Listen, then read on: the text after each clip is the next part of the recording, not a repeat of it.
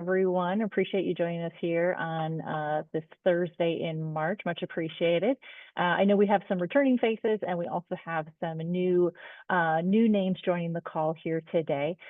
So want to welcome each and every one of you and give a brief recap of what this meeting is all about. So thank you for joining the Healthy School Meals for All Coalition meeting. We meet monthly, and the coalition is made up of individuals, organizations, and different groups from around Wisconsin, but also around the country who want to see this movement happen here in the state of Wisconsin. We have 3 different organizations that help to lead the Healthy School Meals for All Coalition here in the state of Wisconsin. My name is Allison, and I'm Farm to School Director for REAP Food Group, which is a Madison-based nonprofit. Along with REAP, the School Nutrition Association of Wisconsin is on the leadership team. We have Caitlin and Stacy as representatives for School Nutrition Association. And we also have Feeding America Eastern Wisconsin and Feeding Wisconsin with Matt and Jackie. And I also included Phil Gallitz, our Executive Director of REAP, is also on the leadership team. We do record these meetings in an effort to allow those who cannot attend at this time to rewatch those meetings. And then I'm going to make sure that you all have the agenda in the chat, but we've got a lot of updates today. With that, though, I want to just let everyone know that we will certainly make time for questions as we're going throughout the coalition call, but if you do have any questions pop up, please feel free to put them in the chat. Please feel free to raise your hand or come off mute and ask your questions as they pop up. We really want this to be a collaborative coalition meeting. I'm just checking to see if Rep Hong is on the call. I don't happen to see her yet. Does anyone from our leadership team happen to see that name pop in quite yet? Okay. So we will hold on getting our legislative update from Rep Hong specifically, but I will cover a couple things. She's on the floor. Okay. Thank you. I will cover a couple things that have come out in our newsletter that Rep Hong, if she does pop on, will chat about. So if you are on our Healthy School Meals for All newsletter, which we're trying to kind of streamline all the different links that we have. If you're not on that newsletter yet, we'll be sure to include that in the chat here in just a moment, or I'll also include it in the notes here at some point. But Healthy School Meals for All in Wisconsin has been included in Governor Evers' budget. Governor Evers has called this proposed budget the most kid-friendly budget in the history of Wisconsin. So included in that budget is $147 million for no-cost school meals here in the state of Wisconsin, which we call Healthy School Meals for All. So really exciting to see that.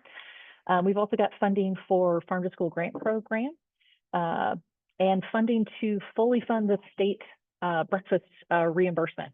The way that the current reimbursement is set up is there's not enough funding to fully fund the state breakfast reimbursement for all the schools that participate. So that funding gets taken down from the 15 cents that's supposed to be allocated, and I think it's somewhere in that 6 or 7 cent range. Stacy and Caitlin can keep me honest on that figure right now.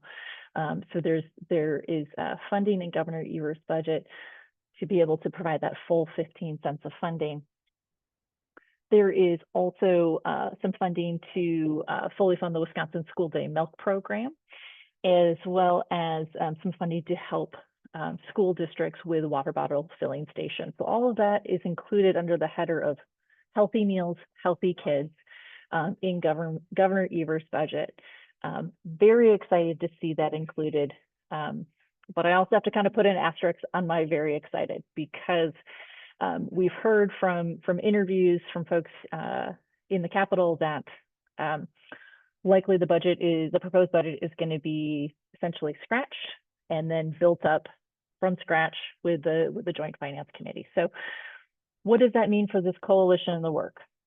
Be excited about it being included in the budget, and please reach out to your representatives. Please reach out to your colleagues. Please reach out to your friends and family and talk about why this is so important to you and to the students of Wisconsin. So even though while we've heard it's likely not going to stay in that final budget, we can make a difference. We can make our voices heard. So please reach out. Along with Governor Evers' budget, we do have both a Senate and an Assembly bill for no-cost school meals that have been assigned to their respective committees on education. Like the budget, these face an uphill battle. We've heard that folks do not want to fund no-cost school meals in the state of Wisconsin, but once again, storytelling is so important. When I chat with folks, I think one of the things that I like to really stress is what is the estimated cost per taxpayer? Because if you look at $147 million, $148 million price tag, for me, it's really hard to conceptualize what that is in what's it actually going to cost me. So we reached out to folks at the Capitol to say, what is that going to cost the average taxpayer? And included in our Take Action Toolkit is a handout that includes this figure. But when we asked what that $147 million price tag comes out to per taxpayer, it's an estimated cost of $60 per taxpayer, per average taxpayer in the state of Wisconsin. I like to compare that to what it would cost for for me to pay for one child to eat school lunch for 1 month. And if we say that an average school lunch costs about $3, if they eat that meal for 20 days or 1 month, right there is about $60. So I like to make that comparison to say we are stronger when we come together as a state, and we can feed all students in the state of Wisconsin a free breakfast and a free lunch. And we know all the great benefits that come from that. So that's the brief legislative update for right now. We'll see if Rep. Hong, she was going to try to hop on and provide some additional updates and insights. So she might come on a little bit later. Any questions on any of those updates so far?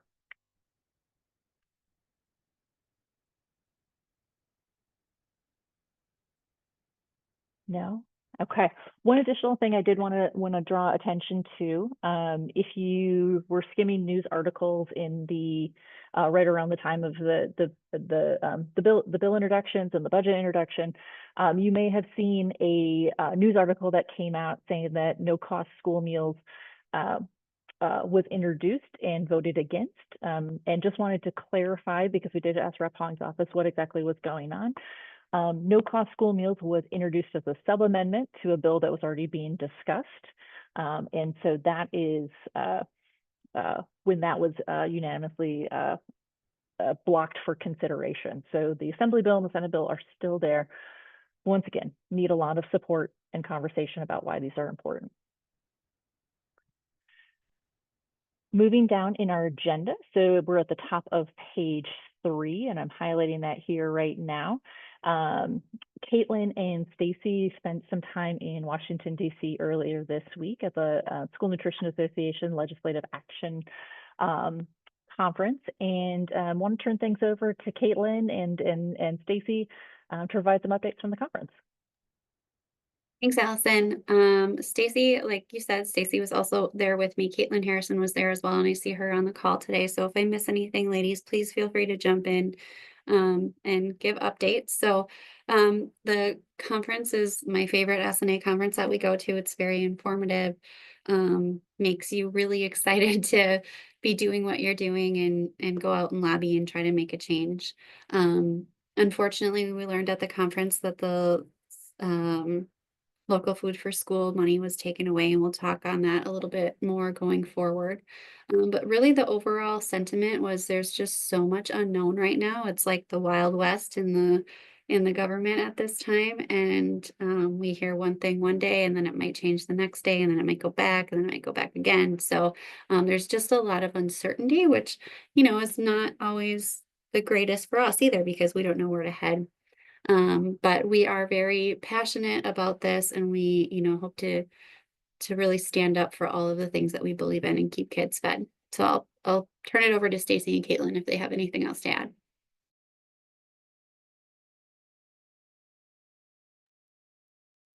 I don't think I have anything else to add other than this was my first time attending, and it was a really great experience, and it reminded me why your voice matters. And even if you think it doesn't, you might be able to bring a point that hasn't been brought to them before. So speak up and keep doing what you're doing.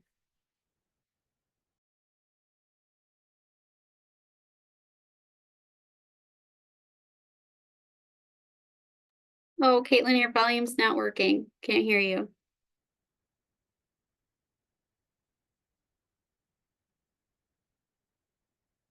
I think she's going to type in the chat for us. Oh, she said her computer is being weird. We'll see if she hops back on and can give us an update.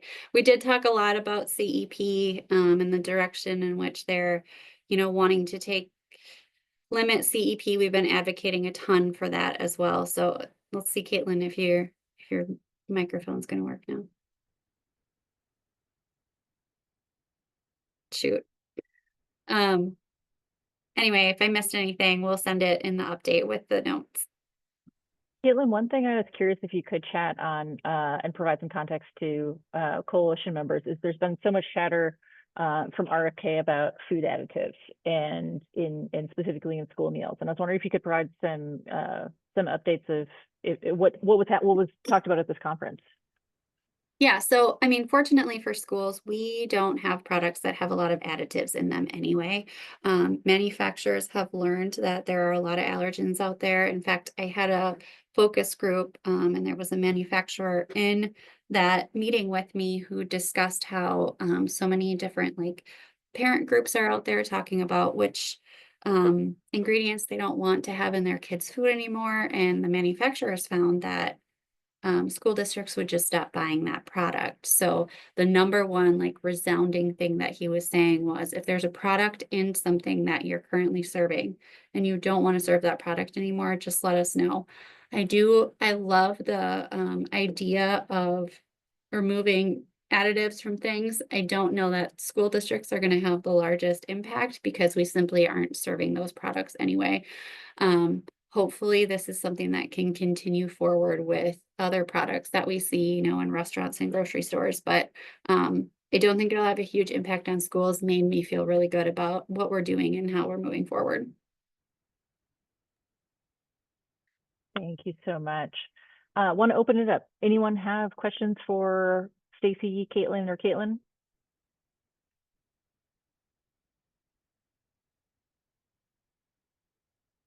No? Okay, well, we'll keep moving on in the agenda.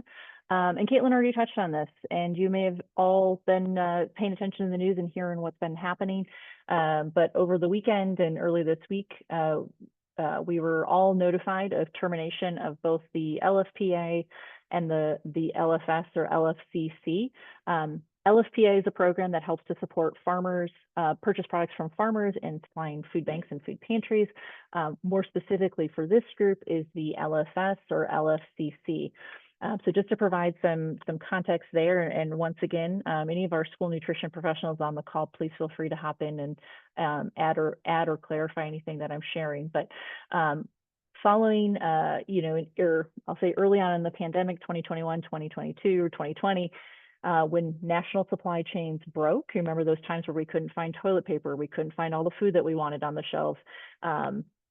At that time, federal government created a program called the Local Food for Schools program. Wisconsin received $3.4 million to help schools in purchasing from local farmers. That money was a huge success here in the state of Wisconsin.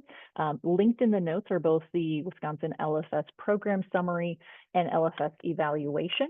But essentially what was coming out of it is for every dollar that was spent through the Local Food for Schools or LFS, it generated anywhere from $1 to $2 of economic impact.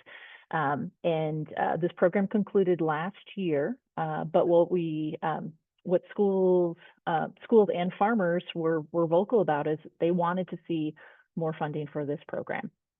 And so late last year, we, the state of Wisconsin, received notification that we were going to get around $9 million in local food for schools and childcare. So they were expanding who could benefit from this program. So not only schools, farmers, but also childcare centers. But yes, it was over the weekend and early this week that we found out that funding has been officially cut.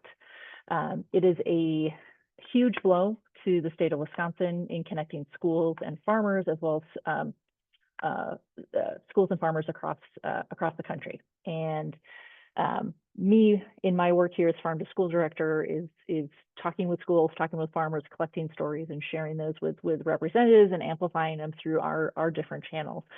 It is, someone asked me how LFS, or the local food for schools and childcare, and healthy school meals for all, how they intersect. And I'll say they're complementary programs that help school nutrition programs. So healthy school meals for all, what our coalition is all about, is making no-cost school meals for all students in the state of Wisconsin. School nutrition programs receive their funding solely on meals served to students or student participation. So when you open that door for student participation, you're going to open the funding that's going to the school nutrition program. In turn, and by law, school nutrition programs have to reinvest the funding that they have in their school nutrition program. So that means they have to reinvest it in their staff, in their infrastructure, in their equipment, and in the ingredients that they buy.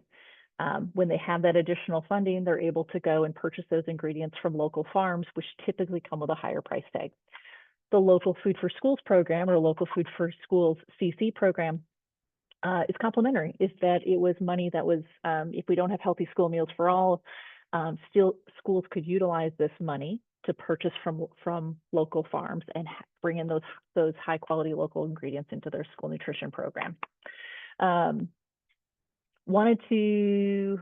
stop there. Any questions at all on that? No. Well, I briefly mentioned before that, in my work, really trying to collect those stories. And I wanted to introduce one of my colleagues who's up in the Green Bay area, Beth Heller from Wello, to share about the work that she's doing, because the LFSCC, excuse me, got to get used to that name, is an important program to her work. And so, Beth, can I turn it over to you to talk about how this is impacting your work and what you're doing to advocate for it? Yeah, thanks so much, Allison, and thanks for having me pop in here. I know Caitlin and Mike and other Caitlin with the C have all been connected with Wello in the past. Actually, have really helped to lead the work that we have here in Brown County. So Wello is an organization from Brown County. We're a nonprofit that has really been working in building resilient local food systems. It's something that we've been kind of doing for multiple almost over a decade. We started the Brown County Farm to School Task Force in 2010. I knew that Ashwaubenon was one of the formative districts in that. Caitlin, I don't think you were quite there yet, but you took over from Betsy, who was a big key part of that beginning. But what we do is we bring together the 9 school districts here in Brown County just to encourage farm to school education, school gardens, and local procurement. And local procurement is something that has really been a core value of our task force. And we have built a really strong set of relationships between our local growers, our local food aggregators, and our local schools.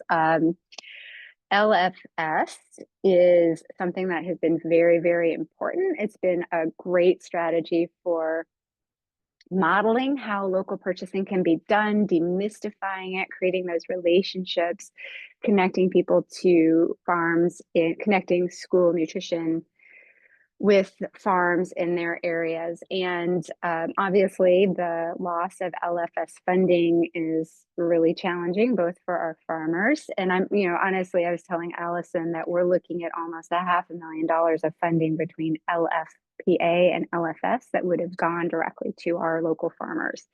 So what we have been doing here in Brown County is, firstly, we've just been reaching out and connecting with our food service directors, because y'all are doing amazing work leading, and we've really want to bring together. So we're doing an ad hoc meeting next week for our Farm to School Task Force in person, and we really want to surface stories around the impact of LFS funding and then the impact of not having LFS funding.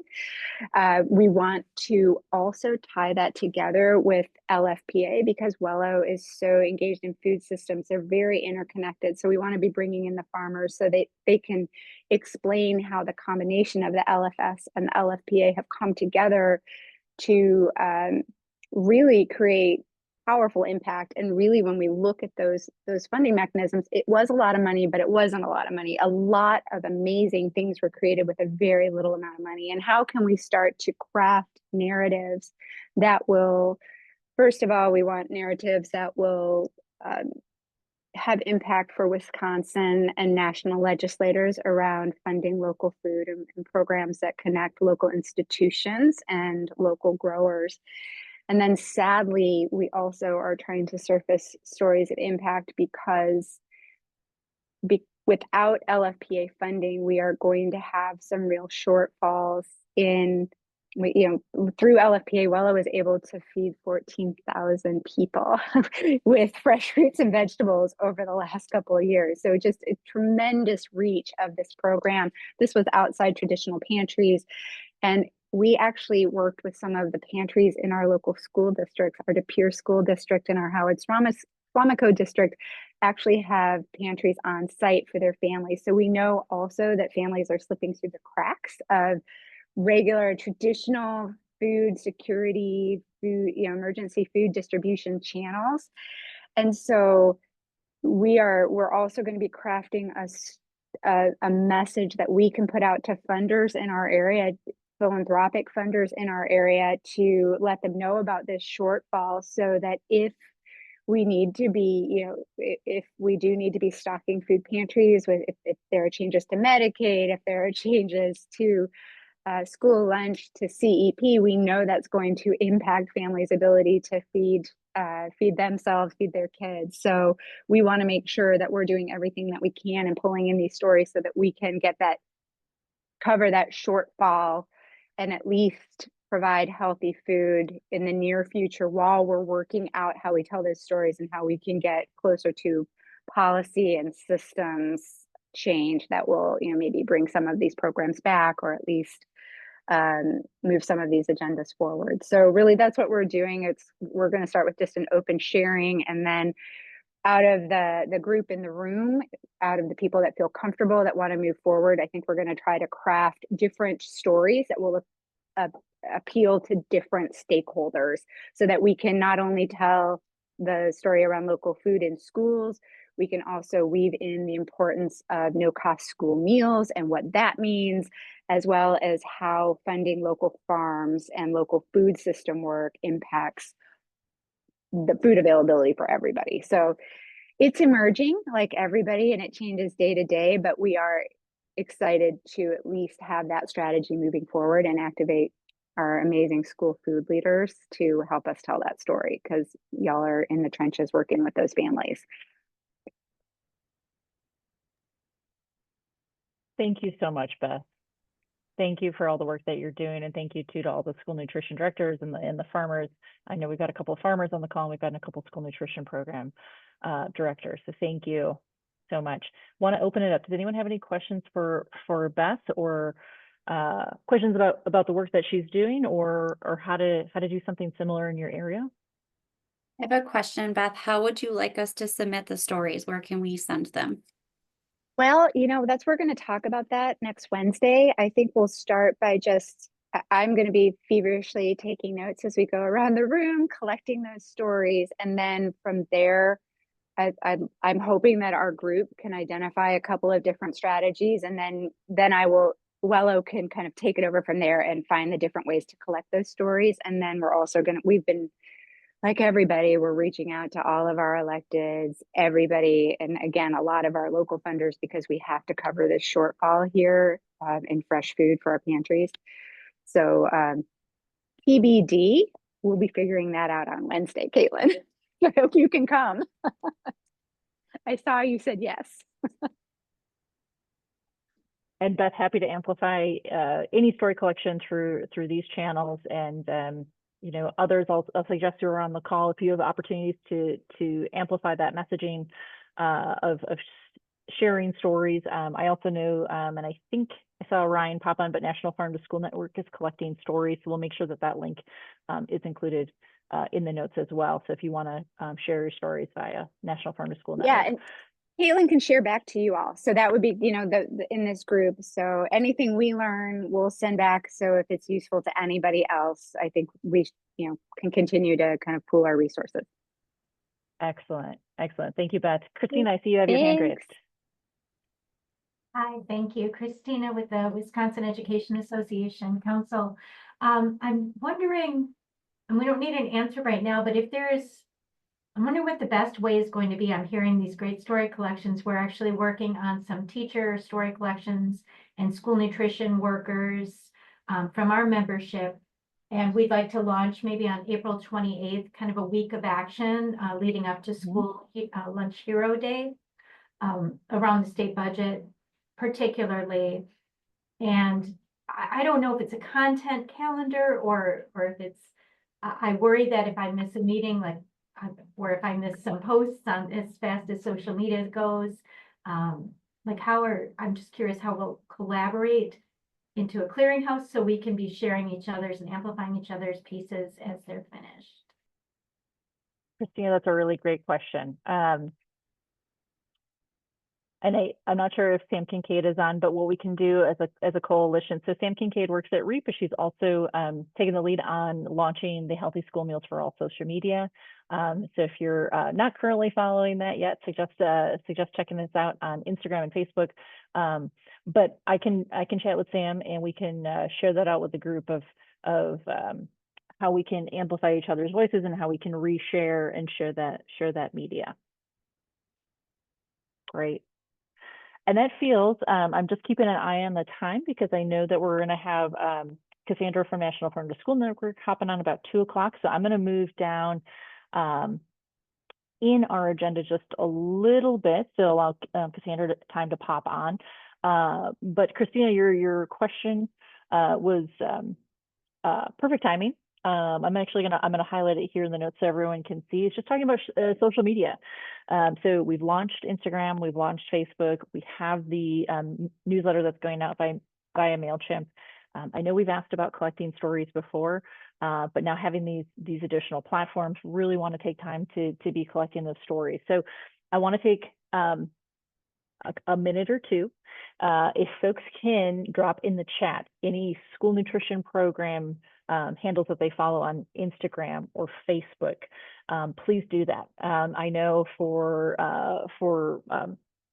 down here at REAP, when I first started, someone told me, oh, you got to follow New Richmond School District on social media. They do a fabulous job. So that is one social media account that we follow. I'm curious though if others on this call have school nutrition programs that they follow on Instagram who they recommend, and that's in order to be able to highlight what is in order for our coalition email to be able to reshare and to highlight what school meals look like. Hey, Cassandra. So please feel free to drop any of those handles in the chat as we're going along.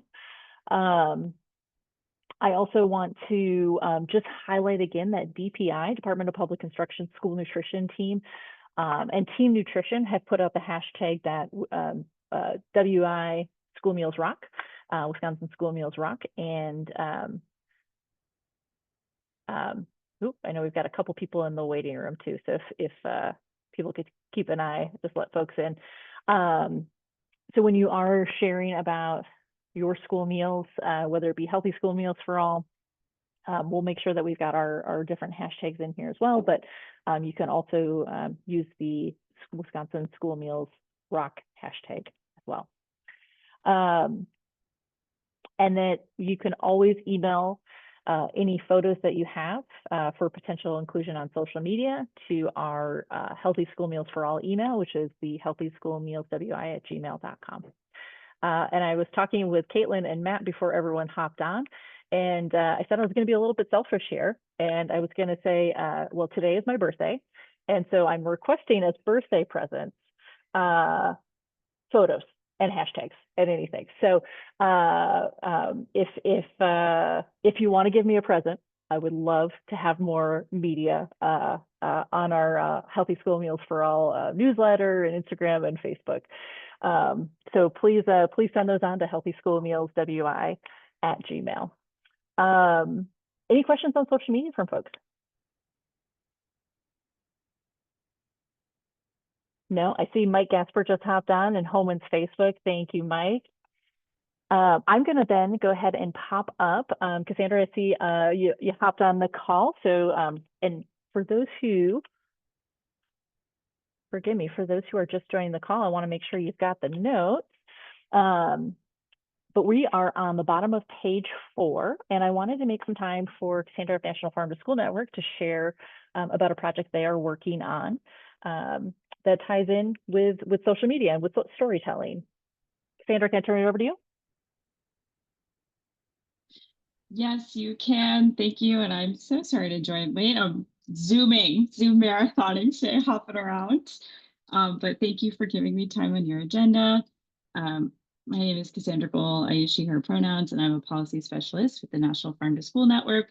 So we are supporting states with active coalitions, as well as states with the that are implementing school meals for all. And we wanted to do a storytelling project that shares stories of real people across the US that benefit from, or could benefit in your case, healthy school meals for all. So we have different actors in the who brings, who gets food to the table.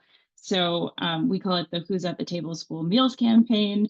And those different roles are policymakers, superintendents, principals, teachers, food service directors, students, and parents. And I think I already said that. Oh yeah, parents, produce suppliers, food hubs and aggregators, and then actual farmers and producers. So we're hoping to highlight at least one person from across the US in each of those roles.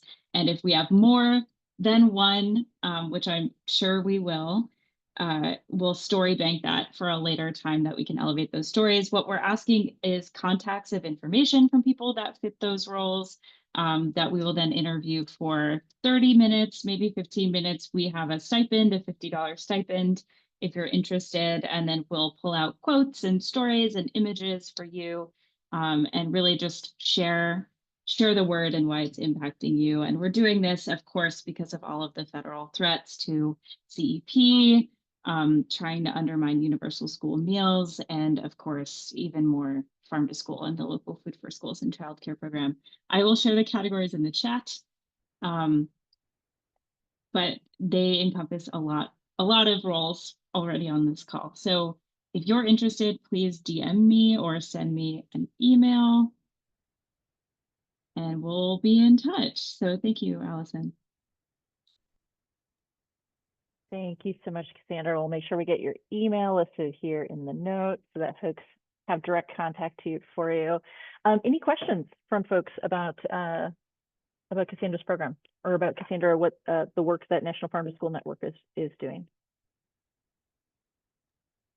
Oh, I should also add, I wrote this in the email, that we have Rachel Savula, I think that's how you pronounce her surname, already lined up because her video brought us all to tears. So we love her story and she's already on our list. So thanks. Excellent. Rachel is an amazing human being. I had the opportunity to hear from her on the SNA Advocacy Day. So I think folks on the newsletter, you may have heard about the SNA Advocacy Day, which was last week, and she did an amazing presentation as well. So lucky to have her as well joining the national stage. Excellent. Thank you so much, Cassandra. So if y'all are following along on the agenda, wanted to give an update on the Healthy School Meals op-ed process. So if you've been on calls most recently or paying attention to the newsletter, we have partnered with Amelia, who is a Amelia Wiedemann and Jennifer Gaddis. Amelia is a graduate student at UW-Madison. Dr. Jennifer Gaddis is a professor at UW-Madison, but have partnered with them to and they have offered a fabulous op-ed training. So they did a live and virtual training for folks, but that has also been recorded so that anyone who wants to write an op-ed has access to their wonderful information. We were hoping to have Anita Garrett join us, and some of you have been on the call before. You may know Anita. She is an absolutely wonderful coalition member. She joined us at the Wisconsin State Education Conference back in January and just is a rock star and wrote a fabulous op-ed. But unfortunately, I talked to her this morning and her voice is gone and she is under the weather. So she's not able to join us here today, but I did want to her op-ed is ready to go. I'm just going to share my screen here real quick so that you can follow along with her story. And Amelia, I'm going to, I guess, ask, do you want to share anything additional about the op-ed process? And if you're not able to come off mute, that is absolutely okay as well. But I see that you're on the call, so I just wanted to offer the time. Yeah, I'll just keep the camera off because I'm eating lunch, but just wanted to like echo everybody's thoughts here that your voice matters. Op-eds are a really powerful tool to share your voice and your unique perspective, especially in your given community. So even though it feels like a very challenging time, I do encourage folks to think about how their voice contributes to this conversation and acknowledge that it is really important. Thank you, Amelia. And I won't read Anita's full op-ed, but just wanted to provide you all some time to see it here on the screen. She is telling that personal story, which is so important. And you've heard us all on here like broken records saying we need to tell our story and why this is so important. So hopefully next month, Anita will be able to join us and to share where her op-ed has been sent to and published. But really grateful to Anita and really grateful to everyone who joins the live and virtual training. And if anyone has questions on writing an op-ed, please reach out to the coalition. We're happy to connect you with those resources. We've got them linked in our Take Action Toolkit, in our newsletter, in the notes here. Happy to connect you up with folks, connect you up with Amelia to be able to support you in writing and publishing an op-ed. Any questions at all for folks? From folks?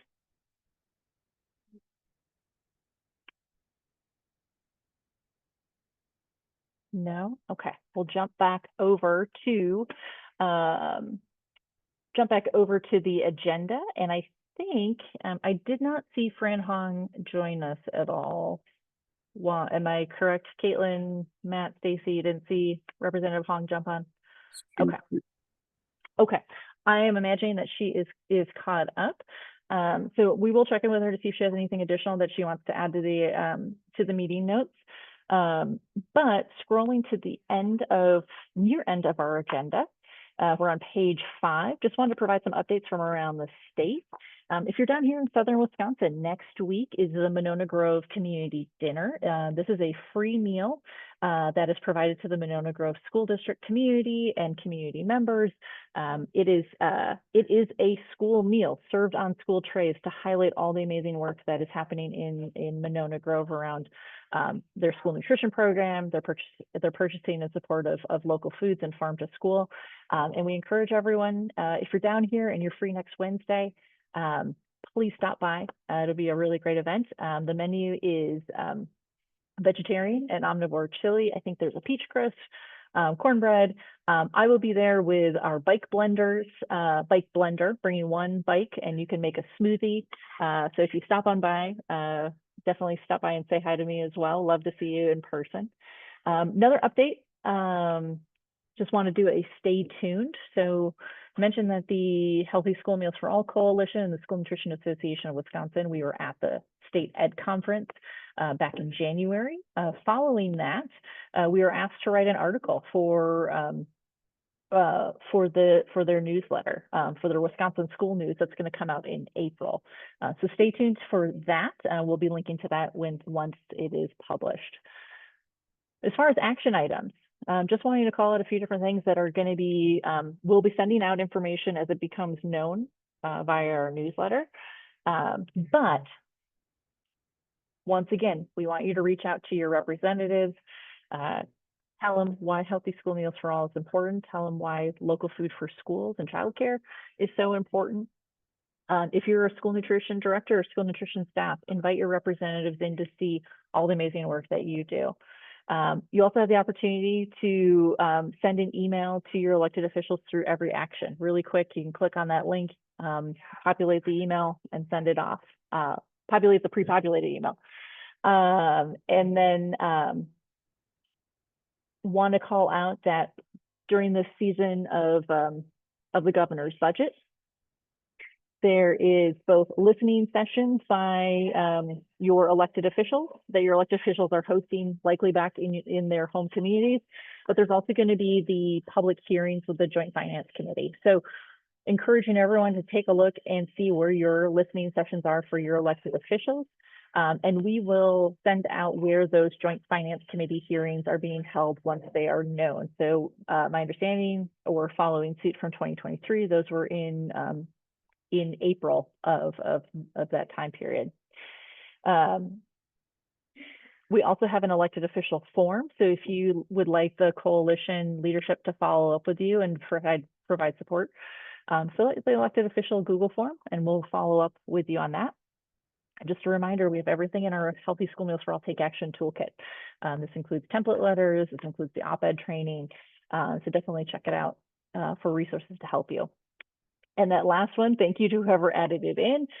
If you want to send me a birthday present, please send me your photos, send us those school nutrition programs that you are following on social media so that we can help to amplify that messaging.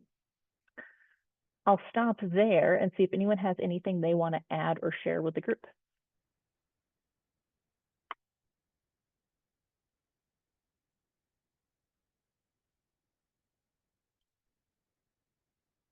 No? Okay, well, hearing nothing, we will call that meeting, the March meeting, adjourned. Thank you all so much for joining us, and thank you for all the work that you do each and every day. We're here for you, so if you do have any questions, please feel free to reach out. But otherwise, enjoy this beautiful day. Take care, everyone.